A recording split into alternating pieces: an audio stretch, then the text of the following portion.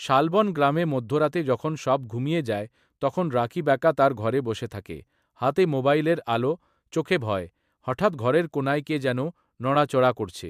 দেয়ালে ছায়া পড়ছে। পা টিপে টিপে কেউ এগিয়ে আসছে। রাকিবের বুক ধড়াস করছে।